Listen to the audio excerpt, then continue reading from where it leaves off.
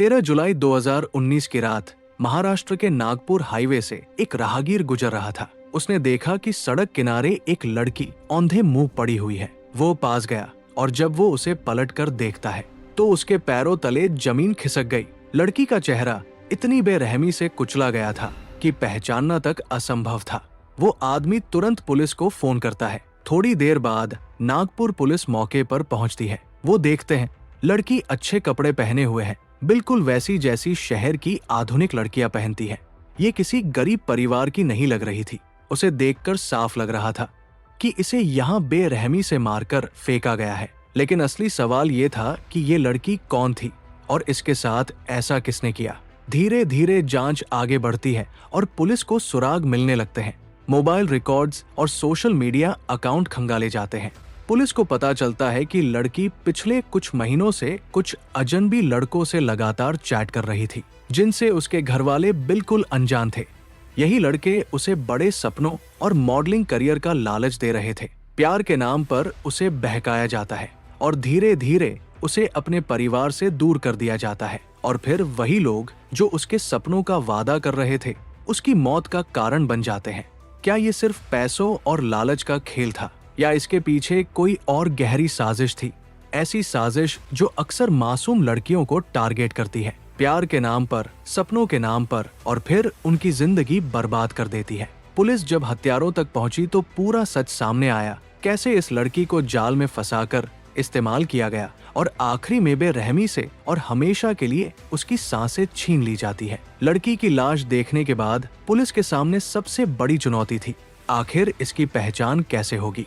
चेहरे को किसी भारी पत्थर से इतनी बेरहमी से कुचला गया था कि पहचानना नामुमकिन था।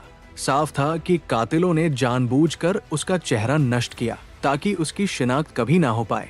पुलिस ने जब शव की तलाशी ली तो हैरानी की बात सामने आती है। लड़की के पास ना मोबाइल था, ना कोई आईडी कार्ड, यानी कातिलों ने सारी पहचान मिटा दी थी। लेकिन फिर पुलिस की नजर उस लड़की के शरीर पर पड़े कुछ निशानों पर गई। उसकी चेस्ट पर क्वीन का टैटू बना हुआ था और उसके हाथ पर एक लव बर्ड्स का टैटू। यही दो निशान पुलिस के लिए एकमात्र सुराग थे। पुलिस ने तुरंत फॉरेंसिक टीम को बुलाया। चारों तरफ से सबूत इकट्ठा किए जाते हैं। उसके कपड़े, बाल, खून के धब्बे, हर चीज की जांच शुरू हुई, लेकिन सीधे तौर पर कोई सुराग नहीं मिलता है। अब पुलिस ने एक और कदम उठाया। उन टैटूज की तस्वीरें खींची गई और आसपास के सभी थानों में भेज दी जाती है।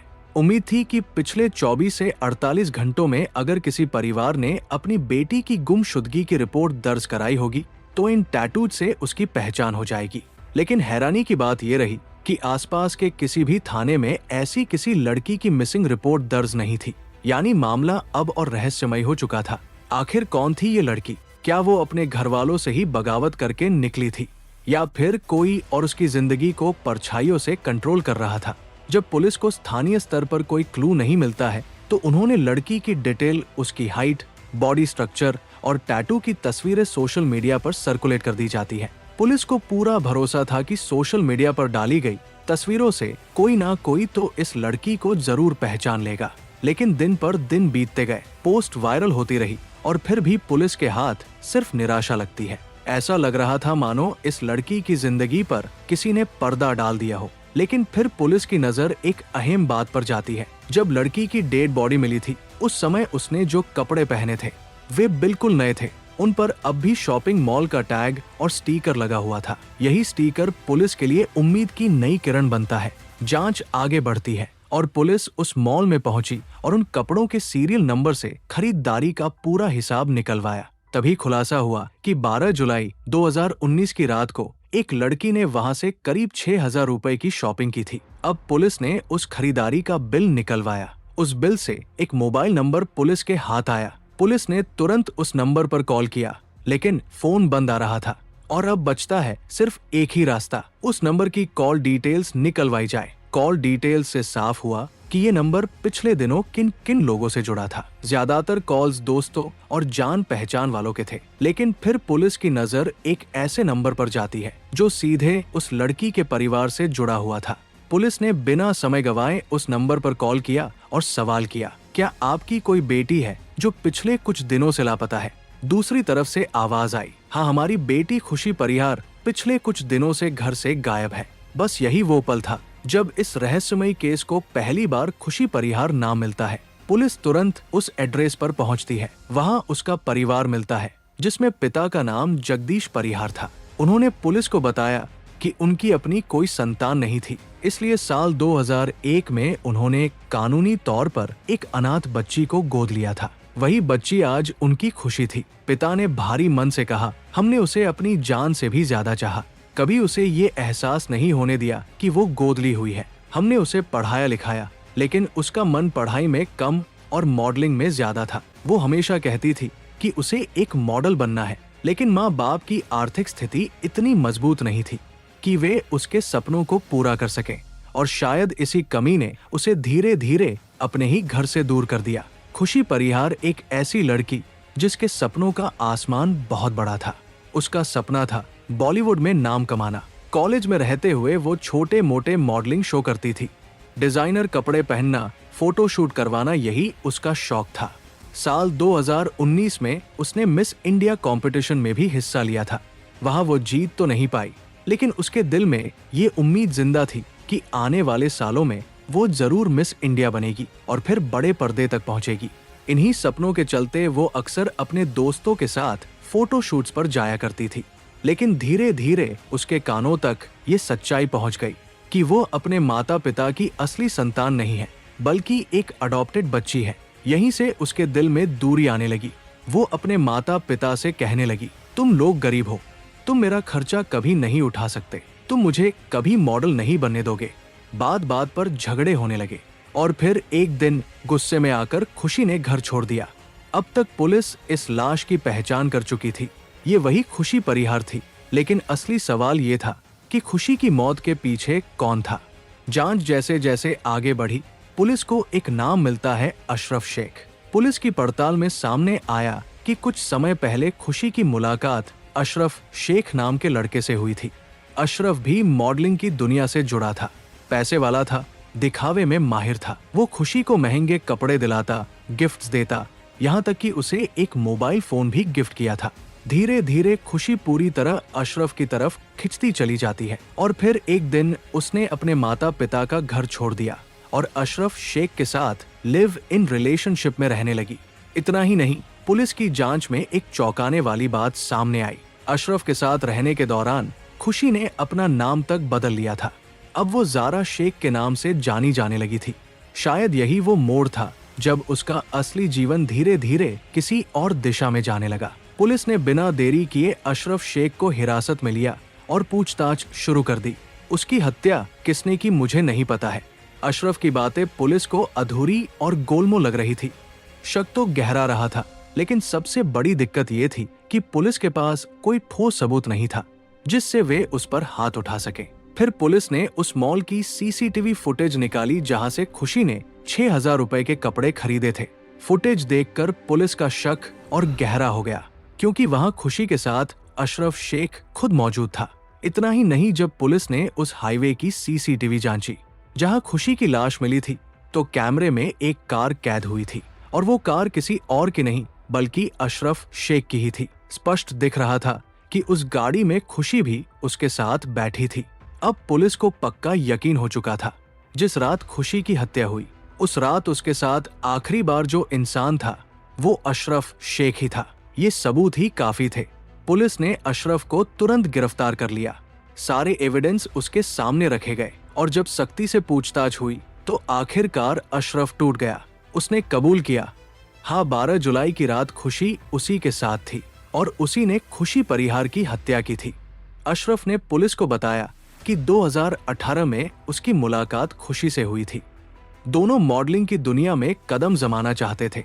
धीरे धीरे दोस्ती प्यार में बदली और दोनों लिव इन रिलेशनशिप में साथ रहने लगे।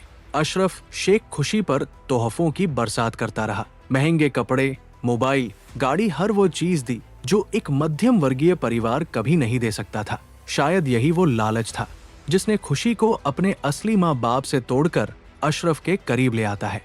और इसी दौरान खुशी अपना नाम बदलकर ज़ारा शेख रख लेती है। लेकिन कहते हैं ना, जब रिश्ता झूठे आधार पर खड़ा हो तो वो ज्यादा दिन नहीं टिकता है। धीरे धीरे अशरफ को शक होने लगा कि खुशी सोशल मीडिया पर कुछ और लड़कों से भी बात करती है। फेसबुक, इंस्टाग्राम पर उसके कई नए कनेक्शन बनने लगे थे। यही बातें अशरफ को चुभने लगती है। 2019 तक उसका शक पागलपन की हद तक पहुंच गया। उसे लगने लगा कि खुशी उसे धोखा दे रही है और इसी शक ने दोनों के बीच आए दिन झगड़े बढ़ा दिए। यहाँ से कहानी सिर्फ शक और प्यार की नहीं रही। यहाँ से कहानी में घुल चुका था एक खतरनाक जहर, वो जहर जो धीरे धीरे खुशी की जान ले लेता है। झगड़े यही खत्म नहीं हुए थे। समय के साथ अशरफ का शक और उसकी पजेसिवनेस बढ़ती ही जा रही थी। 12 जुलाई 2019 की रात अशरफ खुशी को शॉपिंग के लिए लेकर गया। उस दिन भी उसने खुशी से वही बात दोहराई, तुम किसी और लड़के से बात मत किया करो, तुम सिर्फ मेरी हो और सिर्फ मेरी ही रहोगी। लेकिन खुशी परिहार ने साफ कहा, मेरी लाइन ऐसी है, मुझे मॉडलिंग करनी है तो मुझे लड़कों से बात करनी ही पड़ेगी। मुझे फोटोशूट पर भी जाना पड़ता है, नए नए लोगों से मिलना पड़ता है, ये सब मेरी फील्ड का हिस्सा है। बस यही बात अशरफ को जहर की तरह लगती है। वो पहले से ही शक के जहर में डूबा हुआ था। उसी समय दोनों के बीच फिर से झगड़ा शुरू हो गया और झगड़ा इतना बढ़ गया कि अशरफ बेकाबू हो गया। उसने वही एक भारी डंडा उठाया और खुशी के सिर पर जोरदार वार कर दिया। खुशी वही जमीन पर गिरकर बुरी तरह से घायल हो गई। लेकिन अशरफ यही नहीं रुका। वो घायल खुशी को अपनी गाड़ी में डालकर नागपुर हाईवे पर ले गया। वहां सुनसान जगह देखकर उसने गाड़ी रोकी और गुस्से में एक बड़े पत्थर से खुशी के सिर पर बार बार वार करता रहा, जब तक उसकी सांसें पूरी तरह से बंद नहीं हो गई। उसने उसके चेहरे को इतना कुचल दिया कि कोई पहचान ही नहीं पाया। फिर उसने उसका मोबाइल, आईडी और बाकी सामान ले लिया और वहां से भाग निकला। उसे यही लगा कि खुशी तो गोद ली हुई बेटी थी, परिवार वैसे भी उसे ढूंढने नहीं निकलेगा और अगर लाश मिले भी तो पहचान ही नहीं हो पाएगी। अशरफ को यकीन था कि उसने सबूत मिटा दिए हैं और अब कोई उसे पकड़ नहीं पाएगा। लेकिन कातिल चाहे कितना भी चालाक क्यों ना बने, सच और कानून से कभी बच नहीं सकता। पुलिस ने सबूतों की कड़ी जोड़ी, कॉल डिटेल रिकॉर्ड, सीसीटीवी और हाईवे के कैमरों से मिली फुटेज ने साफ कर दिया कि 12 जुलाई की रात खुशी परिहार आखिरी बार अशरफ शेख के साथ ही थी। पूछताछ में आखिरकार अशरफ टूट गया और उसने कबूल किया कि उसी ने खुशी परिहार की हत्या की है। लेकिन इस केस में सबसे खतरनाक बात सिर्फ हत्या नहीं थी, बल्कि इसके पीछे छिपी सोची समझी साजिश होती है। अशरफ शेख ने प्यार के नाम पर पहले खुशी को फंसाया, महंगे गिफ्ट्स, गाड़ी और शानो शौकत दिखाकर उसे अपने जाल में उलझा लिया। इतना ही नहीं, उसने खुशी परिहार से उसका नाम तक बदलवा दिया। उसने खुशी से उसका नाम ज़ारा शेख करवा दिया। सोचिए, अपनी पहचान, अपने परिवार और अपने संस्कार तक को छोड़ने के बाद भी इस लड़की को क्या मिला? सिर्फ धोखा और मौत। खुशी परिहार का अंत बहुत ही दर्दनाक हुआ। एक गोद ली हुई बेटी जिसे उसके माता पिता ने उसे दिल से पाला, वो गलत लोगों के बहकावे में आकर फंसी और फिर अपनी जान गंवा बैठी। ये केस सिर्फ एक हत्या की कहानी नहीं है, बल्कि एक समुदाय की खौफनाक हकीकत है, जिसमें मासूम लड़कियों को प्यार और सपनों के नाम पर फंसाकर पहले उनका धर्म, उनकी पहचान और उनका परिवार उनसे छीन लिया जाता है। आप इस घटना से क्या सीख लेते हैं?